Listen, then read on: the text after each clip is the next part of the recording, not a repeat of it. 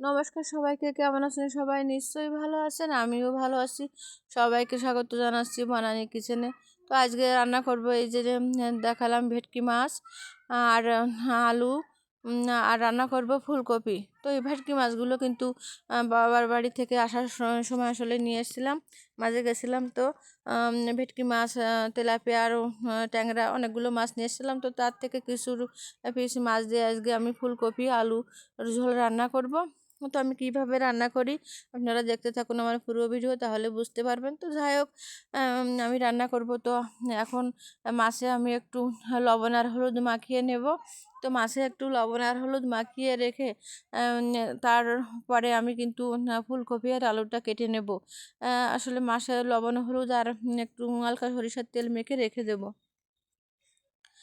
আর রেখে দিয়ে ফুলকপি আলু করতে করতে ততক্ষণ আমি এভাবে রেখে দেবো, তাহলে কিন্তু ভালো হবে। মাছটা আসলে রান্না করলে খেতে ভালো লাগবে। তো যাই হোক, এখন আমার এই যে ফুলকপি আলু কাটা হয়ে গেছে, আর আমি এই যে ফুলকপির এরকম করে কিন্তু সাইজ করেছি। আপনারা আপনাদের ইচ্ছা মতন সাইজ করে নেবেন। তো যাই হোক, এখন আমার কোটা কাটা সব শেষ। এখন আমি চুলাটা জ্বালিয়ে কড়াইটা বসিয়ে দিলাম, আর কড়াইতে আমি এখন তেল দিয়ে দিলাম, আর তেলে সামান্য একটু লবণ দিয়ে দিলাম যাতে মাছটা না লেগে যায়। আর এই মাছটা কিন্তু খুবই নরম, তো সাবধানে আর কি ভাজতে হবে, একটু লেগে গেলেই কিন্তু ভেঙে যাবে। তো আমি মাছগুলো সব দিয়ে দিলাম, আর এখন মাছগুলো আমি একটু ভালো করে ভেজে নেব। তো আমার মাছের কিন্তু এক পিঠ কিন্তু ভাজা হয়ে গেছে। আমি একটু আস্তে আস্তে আর কি মাছটা উল্টিয়ে নিচ্ছি, অন্য পিঠ আমি ভেজে নেব। মাছটা একটু লাল লাল করেই ভেজে নেব। মানে মাছটা একটু ভাজা কম থাকলে কিন্তু ভেঙে যাওয়ার সম্ভাবনা আর কি বেশি থাকে, এই জন্য মাছটা একটু বেশি করে ভেজে নিতে হবে। তো যাই হোক, মাছটা আমি লাল লাল করে ভেজে নিয়ে আমি এখন তুলে নিচ্ছি একটা পাত্রে,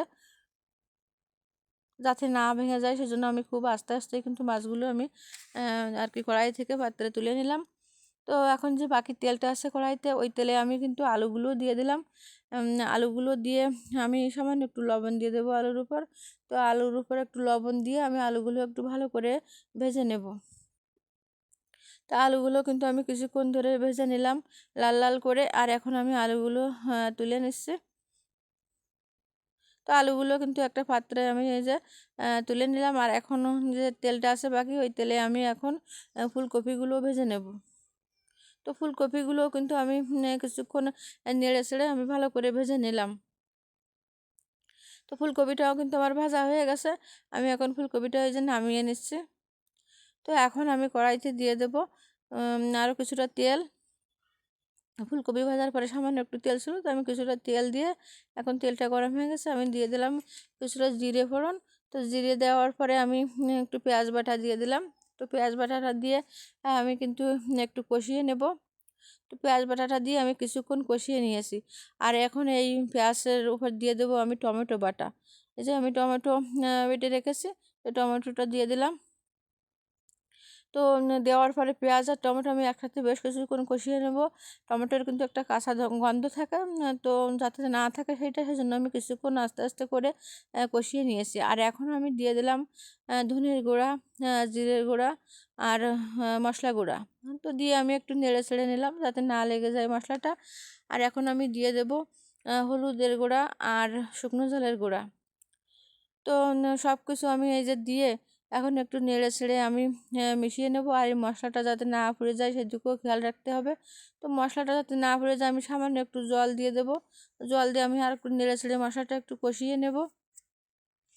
তো দিয়ে দিলাম এই যে সামান্য একটু জল দিয়ে, মশলাটা কিন্তু আমি নেড়ে ছেড়ে ভালো করে কষিয়ে নিয়েছি। আর এখন দিয়ে দেব আমি এই মশলাটার উপর যে আলু আর ফুলকপিটা আমি ভেজে রেখেছিলাম সেইটা দিয়ে দেব।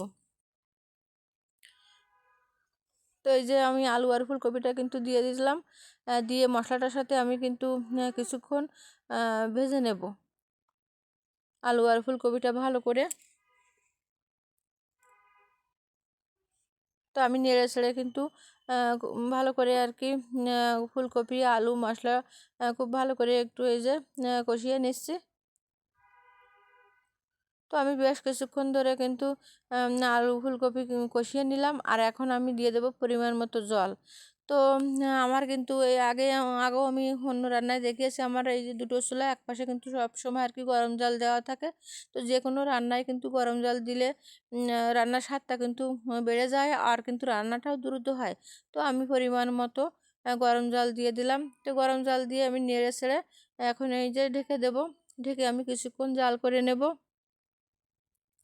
তো কিছুক্ষণ জাল করে নিয়ে এখন আমি এই যে ঢাকনা খুলে একটু নেড়ে ছেড়ে দিলাম। আর যেহেতু এটা আমার বাড়ির ফুলকপি কিন্তু দ্রুত নরম হয়ে যায় আর খেতেও খুব ভালো লাগে।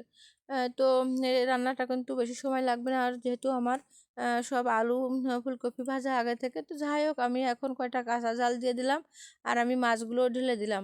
তো মাছগুলো দেওয়ার পরে এখন আমি দিয়ে দিচ্ছি পরিমাণ মতো লবণ। তো লবণ দিয়ে আমি একটু এই যে খুন্তি দিয়ে কিন্তু আস্তে আস্তে লবণটা আর কি জলের সাথে মিশিয়ে দিচ্ছি, যাতে কোথাও আর কি দোলা বেঁধে না থাকে। সেজন্য আর যেহেতু ওই ভেটকি মাছটা একটু নরম হয়, তো বেশি জোরে করলে কিন্তু ভেঙে যাবে। তো সেজন্য আমি আস্তে আস্তে একটু নেড়ে ছেড়ে দিয়ে ঢেকে দিলাম।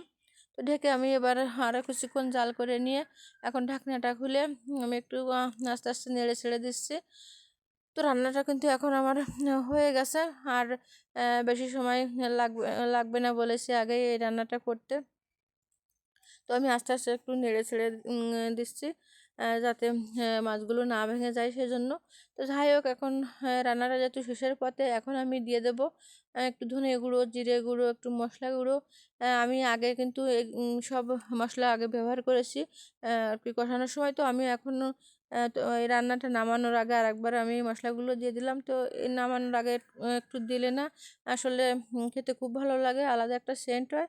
তো যাই হোক মশলাটা দিয়ে আমি আর কি খুন্তিতে বেশি নাড়াচাড়া করতে গেলাম না, আমি কড়াইটা ধরে একটু নেড়ে ছেড়ে দিলাম, তাহলে মশলাটা সব জায়গায় আর কি মিশে যাবে। তো যাই হোক রান্নাটা আমার কিন্তু হয়ে গেছে। আর সুন্দর একটা কালার হয়েছে, কিন্তু খুব সুন্দর একটা গন্ধও বেরোচ্ছে। তো যাই হোক আমি এটা এখন নামিয়ে নেব। রান্নাটা একদম আমার শেষের দিকে। তো এই যে আমি নামিয়ে নিলাম কিন্তু আমার ফুলকপি আর ভেটকি মাছ এই যে রান্না হয়ে গেছে। তো কেমন লাগলো আমার আজকের রেসিপি কমেন্টে জানাবেন, না সবাইকে বলবো লাইক কমেন্ট শেয়ার করে দেবেন। নতুন যারা দেখছেন আমার চ্যানেলটিকে সাবস্ক্রাইব করে আমার পাশে থাকবেন। পুরনো বন্ধুদের তো ধন্যবাদ আমার পাশে থাকার জন্য। আর সবাইকে অনুরোধ করব লাইক দিয়ে ভিডিও দেখবেন। আসলে আপনারা কিন্তু কমেন্ট করেন, তো অনেকে আসে লাইক দেন না কেন জানি না। তো সবাইকে বলছি বারবার যে লাইক দিয়ে ভিডিও দেখবেন। তো ধন্যবাদ সবাইকে, দেখা হবে পরবর্তী নতুন কোনো ভিডিওতে। ভালো থাকবেন সবাই।